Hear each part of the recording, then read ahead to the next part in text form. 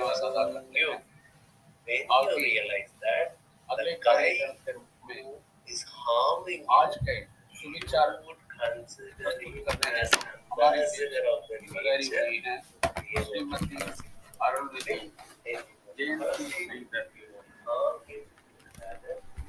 ये Indian overseas bank से हैं और मोस्ट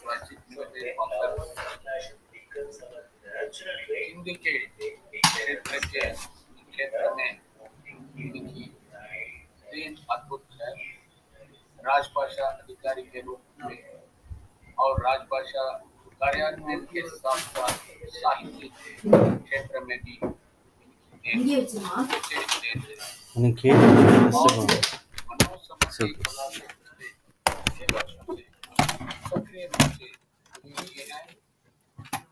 ரெக்கார்டிங் ஸ்டார்ட் பண்ணிட்டேன் நான்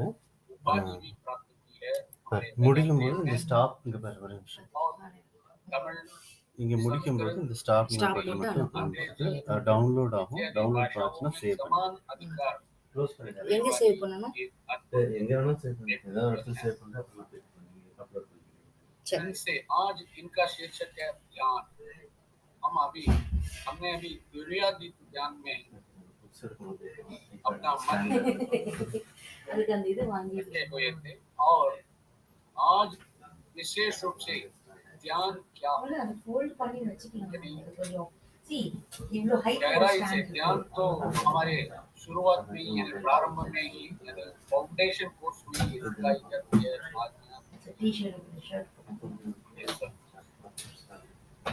देखिए ध्यान करते करते करते कहाँ तक हम पहुँच रहे हैं,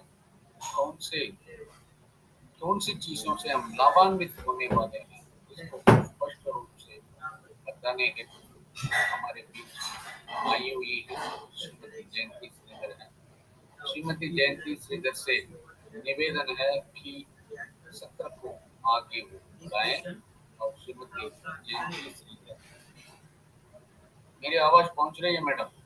हाँ जी, धन्यवाद कर्णन जी। सबको प्रणाम। जिए संसार, जिए संसार, जिए समृद्ध। मेरी आवाज पहुंच रही है?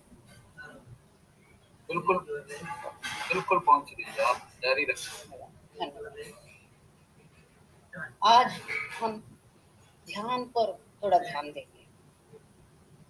ध्यान भारतीय संस्कृति और सभ्यता के लिए ये कोई नया शब्द नहीं है। युग युगों से ये शब्द प्रचलन में है। इसकी व्याख्या, इसका अभ्यास विभिन्न प्रकार का होता है।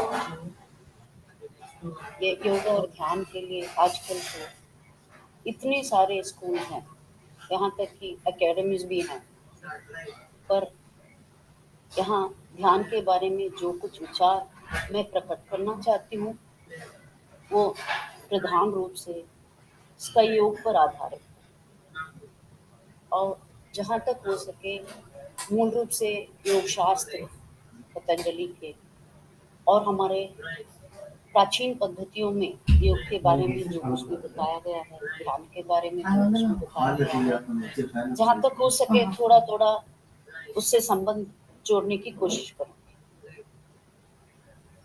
महर्षि ने ध्यान की आवश्यकता, पद्धतियाँ और उससे हमें होने वाले लाभ के बारे में जो कुछ भी बताया है उसी का सार मैं आपको देना चाहती हूँ।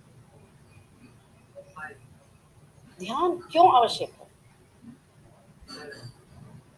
यदि यही हमारा प्रश्न है तो उसके मेरे विचार से दो कारण हो सकते हैं। एक उसका आध्यात्मिक पक्ष।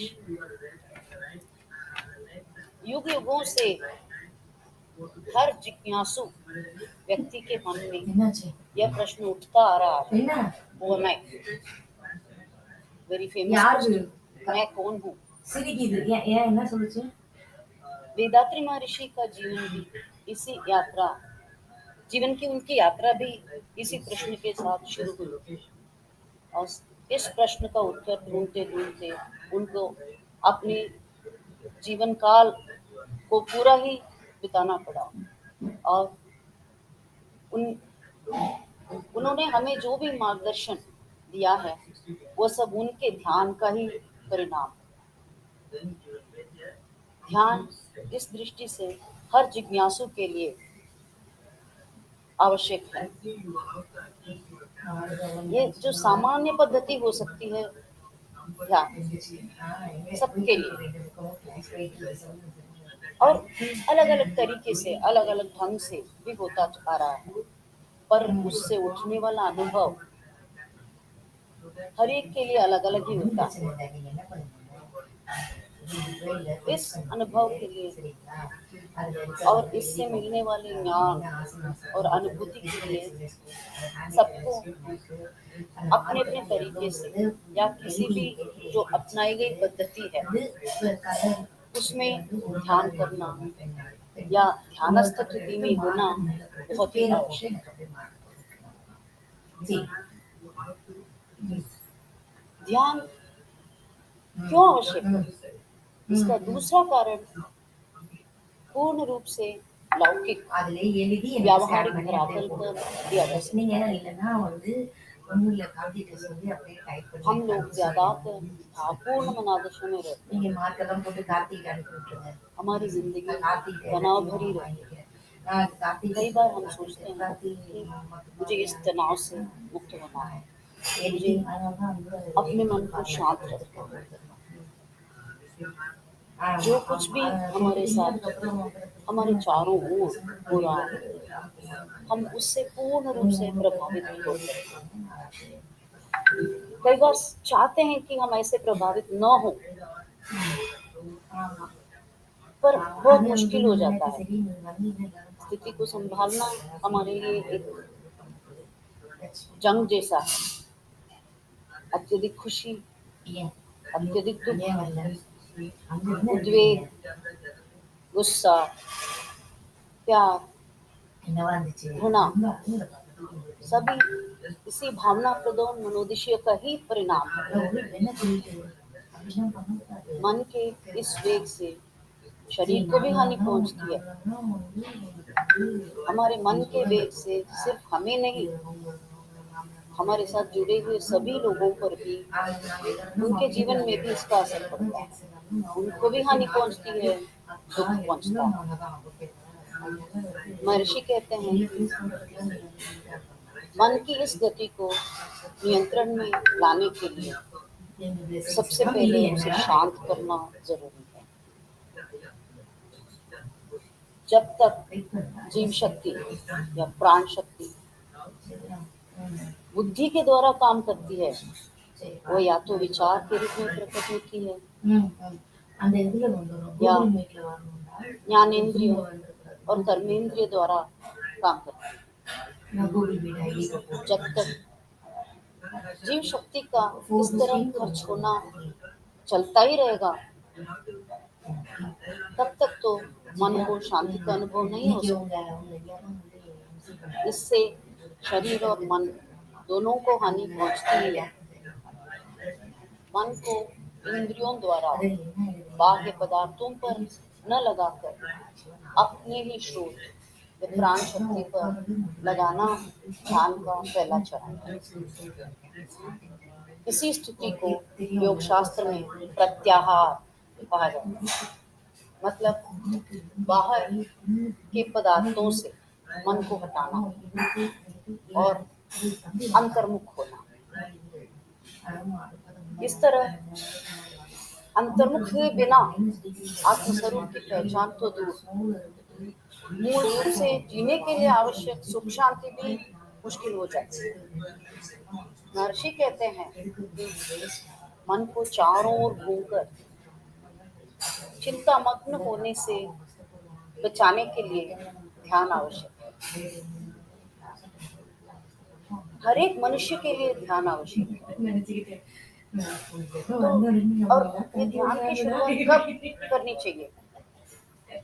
महर्षि कहते हैं जब मनुष्य में सोचने समझने की शक्ति आ जाती है तब से ध्यान आवश्यक है। और ये कब आवश्यक है? ये तो फिर से महर्षि का ही उत्तर है रोज, प्रतिदिन आवश्यक। ये सब सूचना या सलाह हमें मनवड़क तले ओरिजिनल जो बुक है तमिल में, उसमें मिलता है। धार्मिक परंपरा में इसी को, ध्यान को, मतलब ध्यान से मन को प्राण शक्ति पर लगाना, केंद्रित करना, इसी को यथास्थानम प्रतिष्ठापयामि कहा गया है। मन को उसके मूल स्थान पर स्थापित करना, बिठाना, मन को शांत करके प्राण शक्ति के साथ उसका सामंजस्य स्थापित करना, धीरे धीरे मन को प्राण शक्ति में समाहित कर देना ध्यान का पहला कदम। ध्यान के बारे में बात करते समय उसे पूरी तरह समझने के लिए योग शास्त्र में बताए जाने वाले पंचकोश के बारे में समझना जरूरी है। उन कोशों के आपसी संबंध और उनके अस्तित्व का आधार, मतलब चेतना शक्ति या कहें उसको ब्रह्म या कहें आत्मा, उसको समझना अनिवार्य है। योग शास्त्र में मनुष्य के 5 कोश बताए जाते हैं: अन्नमय कोश, प्राणमय कोश, मनोमय कोश, विज्ञानमय कोश, आनंदमय कोश। हम यहाँ पर इन कोशों की व्याख्या, परिभाषा नहीं करेंगे। ध्यान के लिए या ध्यान से इन कोशों के बारे में समझकर और इनसे ऊपर उठकर वो जो इनका जो आधार है, मूल है चेतना शक्ति, वहां तक पहुंचने के लिए ध्यान कैसे आवश्यक होता है और कैसे ध्यान मदद करता है, इसी के बारे में देखेंगे।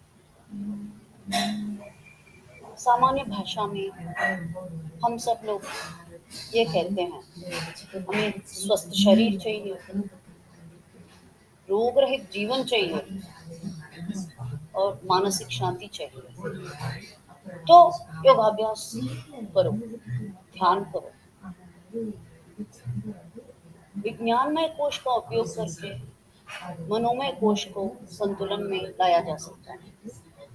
प्राणमय कोश की मदद से मनोमय कोश और अन्नमय कोश का संतुलन लाया जा सकता है।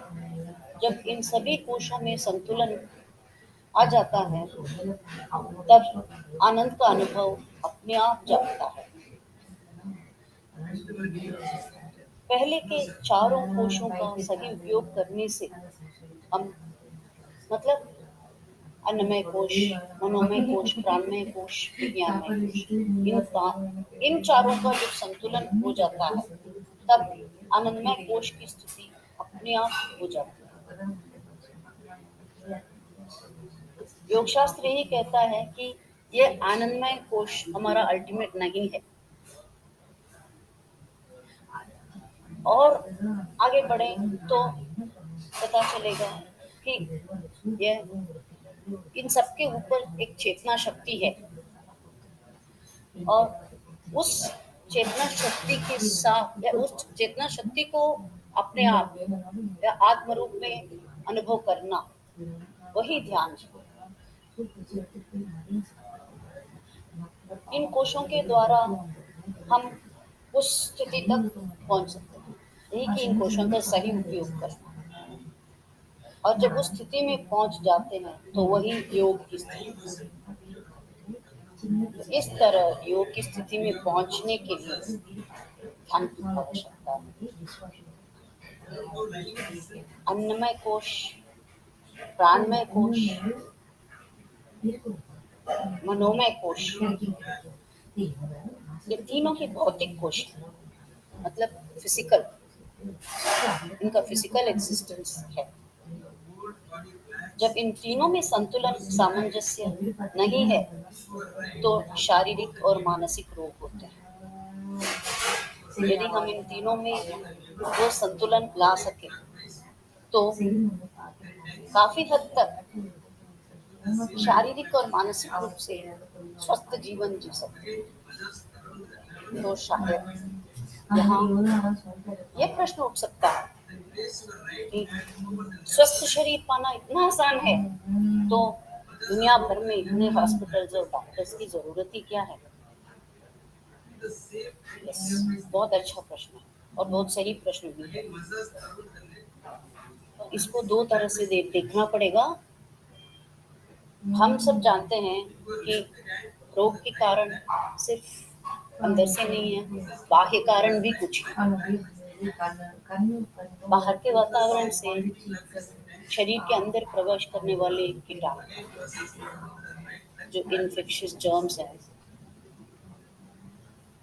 वे तो शरीर में पूरी तरह से हल्ला मचा सकते हैं। अभी हाल में कोरोना वायरस का जो तांडव नृत्य हम सब देख चुके हैं और उसके परिणाम को भुगत चुके हैं और भुगत रहे हैं। जिंदगी उसके पहले तक जैसे थी वैसे आजकल नहीं है और पता नहीं कब वो दिन आएगा फिर वापस। ऐसी स्थिति के लिए दुनिया के इस स्थिति को सुधारने के लिए दुनिया के सभी डॉक्टर्स और अस्पताल तो हमारे लिए धन्वंतरी है, इसमें तो कोई संदेह नहीं। पर यहाँ हम जो शारीरिक और मानसिक रोग और उनसे छुटकारा पाने की बात कर रहे हैं, उसके लिए तो किसी डॉक्टर की अपेक्षा नहीं है, दवा की आवश्यकता नहीं। ये पूर्ण रूप से हमारे ही हाथों में है। हम अपने ही प्राण के सही संतुलन से, सही आहार, भोजन से अन्नमय कोश को स्वस्थ रख सकते हैं। तो हमारा स्काई योग इस अन्नमय कोश पर काम करता है, खासकर फिजिकल एक्सरसाइजेस हमारे अन्नमय कोश पर काम करता है। कायकल्प जो है हमारी प्राण शक्ति पर काम करता है, हमारे आत्मविश्लेषण, इंट्रोस्पेक्शन वगैरह हमारे मनोमय और विज्ञानमय कोश पर काम करते हैं, और ध्यान हमारे आनंदमय कोश पर काम करता है। तो यदि गंभीर दृष्टि से हम देखें, ये सब हम करते ही आ रहे हैं, पर हमने कभी नहीं सोचा कि इसमें इस पूरे सिस्टम में कितनी सूक्ष्मता है। महर्षि ने कितना एनालिसिस करके, रिसर्च करके ये ध्यान हमें, ये पद्धति, ये पूरी पद्धति कायकल्प से लेकर ये एक्सरसाइज से लेकर ध्यान तक हमें ये सिस्टम दिया है। हम कभी सीरियसली सोचते नहीं हैं, हम सोचते हैं कि आज समय मिला तो करेंगे, नहीं मिला तो छोड़ देंगे, पर अल्टीमेटली जीवन के लिए और हम जो चाहते हैं, ये जो मैंने कहा कि रोग रहित जीवन जिए, खुशी का जीवन जिए, शांति का जीवन जिए, यदि वो सब जीना है तो इस पद्धति को फॉलो करना कितना अनिवार्य है और फॉलो करने से हमें कितना लाभ मिलेगा। उन्होंने बहुत ही सूक्ष्मता से ये पद्धति हमें दी है और इस तरह हमारे शरीर के सभी कोशों के संतुलन और सामंजस्य के लिए रास्ता हमारे स्काई सिस्टम ने खुला है। एक सत्य तो स्पष्ट है, विवाद से परे है। I mean, it's beyond any argument. Patanjali का योग शास्त्र हो या चाहे उसके बाद कितने ही महानों ने योग और ध्यान की कितनी ही पद्धतियां समझाई हो, सब एक ही सत्य पर जोर देता है। जब तक मन को बाह्य वस्तुओं से हटाकर अंतर्मुख न करें, तब तक अपने आप को, आत्म स्वरूप को समझा नहीं जा सकता। अपने आप को समझे बिना इस आत्मा के मूल को, जिसको हम शायद ईश्वर की उपाधि देते हैं, और उसकी सृष्टि को समझना तो बहुत ही मुश्किल है। इस तरह अपने आप को समझने के लिए जो हमारी ध्यान पद्धति है, उसका पहला कदम है हमारा आज्ञा ध्यान। हम सब जानते हैं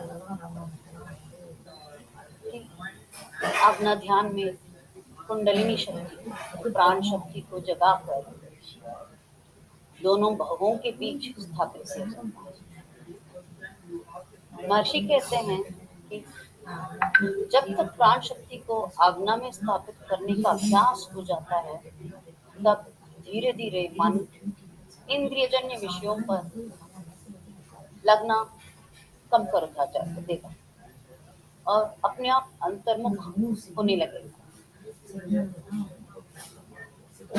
आज्ञा ध्यान के अभ्यास से शास्त्रीय योग के तीनों चरण, प्रत्याहार, धारणा और ध्यान, इन तीनों चरणों का अभ्यास शुरू हो जाता है। लगातार अभ्यास से मन एकाग्र हो जाता है। इंद्रियजन्य विषयों के आकर्षण से ऊपर उठ जाता है, बुद्धि तेज होती है, जीवन शक्ति, बायोमैग्नेटिज्म की बचत होती है, क्योंकि हम इंद्रियजन्य विषयों पर कितनी बायोमैग्नेटिज्म लगाते हैं उसका अंदाज हमें है ही नहीं। पर जब ये ध्यान करने लगेंगे, जब इंद्रियजन्य विषयों से मन हट जाता है और अंतर्मुख हो जाता है, तो शरीर को कितनी शक्ति मिलती है वो तो अनुभव से ही पता चलेगा। और यही स्थिति स्वस्थ शरीर और स्वस्थ मन का आधार है। बिल्कुल इसी तथ्य से संबंधित श्लोक हमें गीता में इस प्रकार मिलता है। समं काया शिरो ग्रीवं धारयन् अचलं स्थिरः संप्रेक्ष्य नासिकाग्रं स्वं दिश च अवलोकन। मतलब शरीर और गला को सीधा रखकर इधर उधर किसी भी दिशा में ध्यान न देकर सिर्फ नासिका के अग्रभाग, दोनों भावों के बीच ध्यान लगाओ, तब ध्यान की शुरुआत होती है। मन अंतर्मुख होना अपने आप सीख लेता है। महर्षि निद्रा, भोजन, परिश्रम, विचार और यौन संभोग में संयम, तमिल में उन्होंने इसके लिए बहुत ही सुंदर शब्द दिया है, फ्रेज दिया है, आइंदिल अड़ऊ मुறை। वे इस पर बहुत जोर देते हैं। इस आइंदिल अड़ऊ मुறை, इसमें इस संयम का ध्यान से पूरा पूरा संबंध है। ध्यान और यह संयम एक दूसरे से परस्पर जुड़े हुए हैं।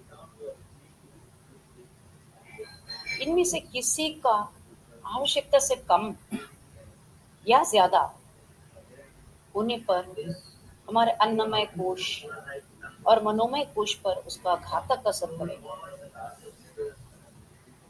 और उनका संतुलन बिगड़ जाएगा। जिस व्यक्ति के भौतिक कोश, मतलब ये अन्नमय कोश, प्राणमय कोश और मनोमय कोश संतुलन में नहीं है, वो ध्यान करने बैठ भी नहीं पाएगा। फिर भगवत गीता में इसका स्पष्ट वर्णन है। जब मुझे पता चला कि इनका सारा उल्लेख जो मूल रूप से भगवत गीता में है, जो द्वापर युग में बताया गया हमको, उसको महर्षि ने ही कितनी एकदम प्रैक्टिकल उसी कॉन्सेप्ट्स को, जो कि जिसको पढ़ना समझना बहुत मुश्किल है, उसको पढ़ने समझने के लिए पूरी जिंदगी लगाओ तो भी नहीं हो पाता, उन्हीं कॉन्सेप्ट्स को उन्होंने कितने ही प्रैक्टिकल तरीके से और सरल तरीके से कि कोई भी समझ ले। पढ़े लिखे होने की जरूरत नहीं है, कोई भाषा समझने की, खास भाषा समझने की जरूरत नहीं है, सबको समझाने में कितनी सफल वो हुए और उनकी दृष्टि कितनी ही सूक्ष्म थी। गीता का श्लोक है, न अति अश्नतः तु योगः, न च एकान्तम् अनश्नतः, न च अति स्वप्नशीलस्य जागृतः, न एव च अर्जुन। हे अर्जुन, योग न तो बहुत खाने वाले को सिद्ध हो सकता है और न बिल्कुल खाने वाले को, तथा न बहुत सोने वाले को और न ही हमेशा जाग के ध्यान करते रहने वाले को सिद्ध हो सकता है। इसके आगे का श्लोक है जो 5 विषयों पर संयम लाने पर और योग के साथ उसके संबंध को 100% जोड़ता है। युक्ताहार विहारस्य Vasantaya, you may show, you just turn around and you may show how your fingers are placing on the back of the neck. दुखों का नाश करने वाले योग, तो यथायोग्य आहार विहार करने से कर्मों में यथायोग्य चेष्टा करने वाले को, यथायोग्य सोने और जागने वाले को ही सिद्ध होता है। मतलब गीता भी ये नहीं कहता कि योग करने के लिए सन्यासी बनना है, हिमालय में जाकर बैठना है। वो भी यही कहता है कि कर्म करो, अपना कर्म, अपना निहित कर्म करो। यही कि कर्म करते हुए चेतना के साथ, जागरूकता के साथ कर्म करो, अपनी मूल स्थिति में रहकर कर्म करो। सन्यास की जरूरत नहीं। महर्षि हमें बिल्कुल यही बताते हैं। यही वो तो एक चरण आगे भी जाते हैं कि सिर्फ कर्म नहीं, समाज की सेवा करो। तो वही बात तो यहाँ हमारे लिए बहुत ही सरल शब्दों में मिल गई। इसका जैसे इस तरह जो इन पांचों पर संयम रखना की बात होती है, इसका बहुत ही जाना माना प्रमाण कई दर्शनों में मिलता है। मुझे तो इसकी बात करते करते याद आती है बुद्ध धर्म के बारे में। हम सबने सुना है गौतम सिद्धार्थ ने ये सोचा कि बुद्ध बनने के लिए शरीर को सुखाना पड़ेगा, नींद का त्याग करना पड़ेगा, क्योंकि उस समय की यही रीति थी कि शरीर को सभी सुख सुविधाओं से वंचित करो, मूल सुख सुविधाओं से भी, यहाँ तक कि खाने सोने से वंचित करो और संन्यास ले लो, अकेले जाकर जंगल में बैठो, तभी ध्यान मिलेगा। तो इस मार्ग में बुद्ध ने, हमेशा हम सब जानते हैं ये इनकी कहानी ना, इस मार्ग में लगभग 12 वर्ष तक चलते चलते, और उसमें से भी उन्होंने 45 दिन तक बिल्कुल नींद और खाना छोड़ दिया था। और चलते चलते ऐसे उन्हें समझ आया कि इस तरीके से तो सिर्फ शरीर समाप्त होने वाला है, ज्ञान मिलने वाला नहीं है। तब उन्होंने सही रास्ता समझ लिया था और वो उस रास्ते को अपनाना उन्होंने शुरू किया। Moderation in sleep and food. उनके, क्योंकि उस समय की रीति के अनुसार ये विपरीत था, ये मना था, तो उनके कई दोस्त साधु उन्हें पथभ्रष्ट समझकर उनको छोड़कर दूर चले गए थे। आखिर बुद्ध बनकर उन्होंने अपने उन्हीं दोस्त साधुओं को के बीच अपना वो ब्रह्म ज्ञान का अनुभव बांटा और उन्होंने मार्गदर्शन किया। हमारे वेदात्री महर्षि को इस मार्ग को हमें कितने ही सरल तरीके से उन्होंने समझा दिया। ये आइंदिल अड़व मुरई, 5 बातों में संयम को सालों में नहीं, हम लोग तो घंटों में, मिनटों में समझ गए। शांति ध्यान, शांति ध्यान के बारे में महर्षि ने खुद ही कहा है कि शांति ध्यान के लगातार अभ्यास हो तो मानसिक रोगियों के अस्पताल में कई बिस्तर खाली पड़ जाएंगे। कहीं किसी को भी मानसिक रोग नहीं होगा। क्या मानसिक रोग के लिए ऐसा सुलभ समाधान और कहाँ कैसे मिलेगा? इसकी जानकारी न होने की वजह से कई लोग लाखों में, हजारों में खर्च कर रहे हैं और तकलीफ उठा रहे हैं। तुरीयम में मतलब तुरीयम ध्यान में मन प्राण शक्ति के साथ एकीकृत हो जाता है। मन के अपने मूल से मिलने की क्रिया की शुरुआत यहाँ होती है। यहाँ मन प्राण शक्ति से मिल जाता है। तुरीयातीत ध्यान, इसमें प्राण शक्ति अपने मूल पर ध्यान लगाकर खुद ब्रह्म बन जाती है, अपने मूल में समाहित हो जाती है। तुरीयातीत स्थिति में मन का भी अस्तित्व नहीं है, प्राण का भी अस्तित्व नहीं है, सिर्फ चेतना शक्ति है। तो मतलब हम पांच ये तुरीयातीत स्थिति में आकर हम वो पांचों कोशों को पार कर गए हैं। ये जो चेतना शक्ति है स्वयं ब्रह्म है। उस स्थिति में पहुंचकर कोई दृश्य नहीं है, सिर्फ दृष्टा है। उसी चेतना शक्ति से पांचों कोश काम कर रहे हैं। पूरी सृष्टि इसी से चालू है। यह ज्ञान उस समय हमें मिल जाता है, इस स्थिति पर पहुंचकर मिल जाता है। अपने आप को ये पांच कोश नहीं, उससे परे चेतना शक्ति समझना ही योग है, समाधि की स्थिति है। महर्षि तुरीयातीत ये ध्यान की स्थिति की तुलना बहुत सुंदर ढंग से भक्ति मार्ग की शरणागति से करते हैं। वे कहते हैं कि जिस प्रकार भक्ति मार्ग में ईश्वर की महानता को समझकर अपनी शरीर, मन और कर्म को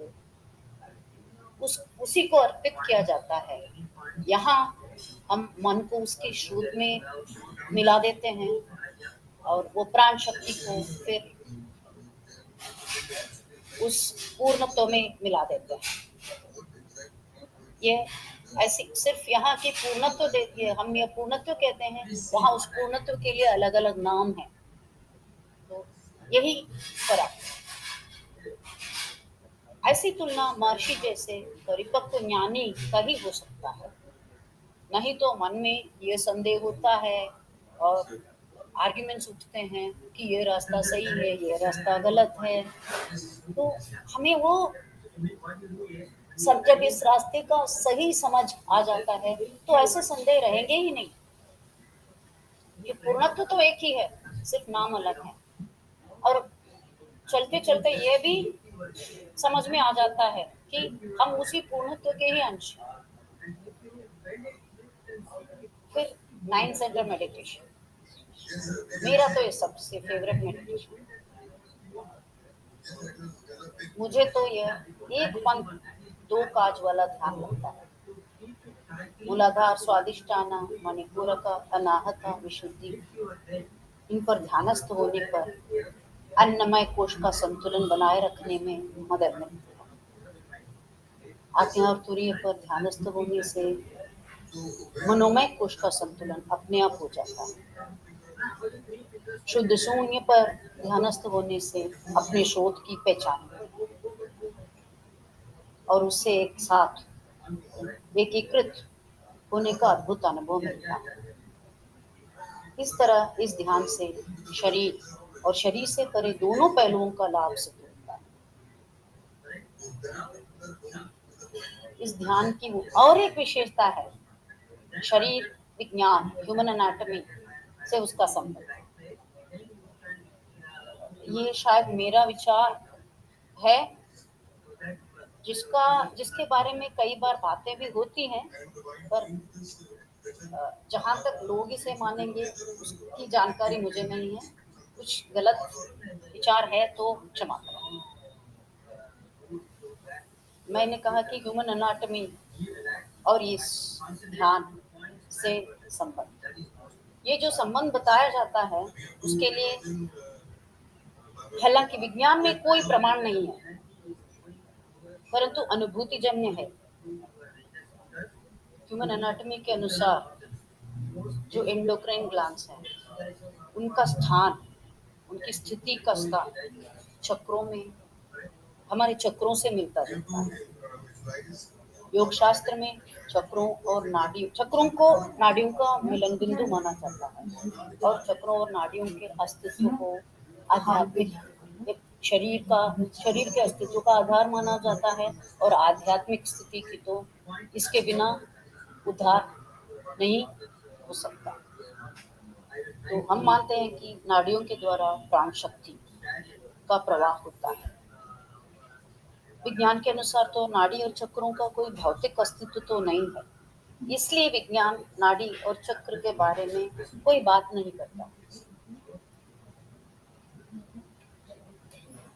पर बहुत खास भेद यह है कि ये एंडोक्राइन ग्लैंड्स तो अन्नमय कोश के अंग हैं और चक्र और नाड़ियाँ हमारे प्राणमय कोश के अंग। ये इस फर्क की वजह से विज्ञान इसको ज्यादा चक्र और नाड़ियों के बारे में कुछ बात नहीं करता और न मानने को भी तैयार है। पर दोनों में समानता मेरी दृष्टि में तो यह है कि ये एंडोक्राइन ग्लैंड्स जो हैं, इनको हम डक्टलेस ग्लैंड्स कहते हैं। इनकी तो कोई चैनल नहीं है। एंडोक्राइन ग्लैंड्स की जो सेक्रेशंस हैं वो तो सीधे खून में मिल जाते हैं और पूरे शरीर में फैल जाते हैं। और इस तरह शरीर के एनाटॉमी और योग शास्त्र में थोड़ा बहुत सामंजस्य नहीं बैठता। जो भी हो, शरीर को, मन को और आत्मज्ञान के बोध के संबंध में इस ध्यान से जो भी मिलता है लाभ हमें, वो तो निर्विवाद है। अंततः हमारा डिवाइन स्टेट मेडिटेशन आत्मानुभूति का अंतिम चरण है, जहाँ पर पहुंचकर अपने आप और अन्य सभी प्राणियों के बीच कोई भेदभाव दिखाई नहीं देता। मैं कौन हूँ, इस प्रश्न के साथ जो आध्यात्मिक यात्रा शुरू होती है, उस महान प्रश्न का उत्तर यहाँ पर पहुंचकर सहज रूप से मिल जाता है। दुनिया में अपने से अलग कुछ नहीं दिखता। बिल्कुल यही बात गीता के इस श्लोक में हमें मिलती है। सर्वभूतस्थम आत्मानं सर्वभूतानि चात्मनि ईक्षते योग युक्तात्मा सर्वत्र समदर्शनः। मतलब योग से परिपक्व हुए मन वाला सबको समभाव से देखने लगता है। वो आत्मा को, सभी प्राणियों को और सभी प्राणियों में अपने आप को देखता है। इस तरह इसका योग में फिजिकल एक्सरसाइज है, कायाकल्प है, आत्मविश्लेषण है, इंट्रोस्पेक्शन है और विभिन्न प्रकार के ध्यान है। ये सब इतने सरल और व्यावहारिक है। शास्त्रों में जो कठिन भाषा में और बहुत ही क्लिष्ट मुश्किल ढंग से पालन करने के लिए बताए गए हैं, उनका तो एकदम सरलीकृत रूप है हमारे पास। हमें ये सीखने और अभ्यास करके उसका लाभ उठाने का अवसर भी मिला है, तो हम सब धन्य हैं। जिए वेदात्रियम, जिए संसार, जिए संसार, जिए समृद्ध। धन्यवाद। जिए संसार, जिए संसार, जिए समृद्ध। धन्यवाद जयंती जी। बहुत शब्दों से प्रबल मार्ग में आपने ध्यान को समझाया है।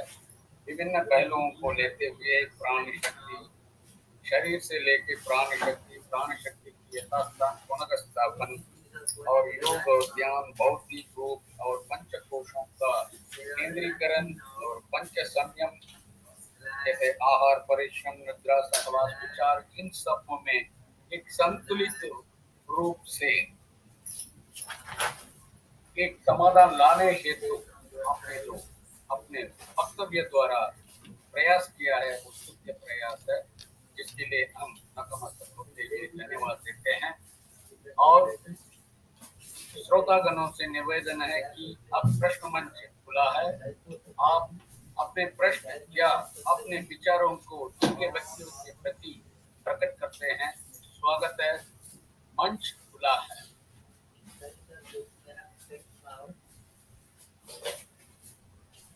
We are going to relax now. We are relaxing now. Relax, relax, relax.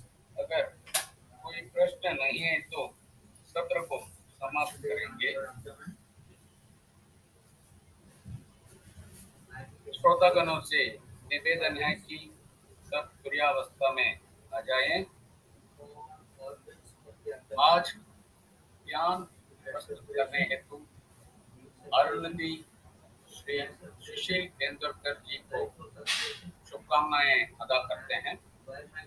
Shri Sushil केंद्रकर जी जीएं समृद्ध, उनके प्यारे परिवारीजन जीएं समृद्ध, उनके सुख जीवन की सभी प्रकार की सुख संपदाएं जीएं समृद्ध, उनके स्वस्थता जीएं समृद्ध, उनकी दीर्घायु जीएं समृद्ध।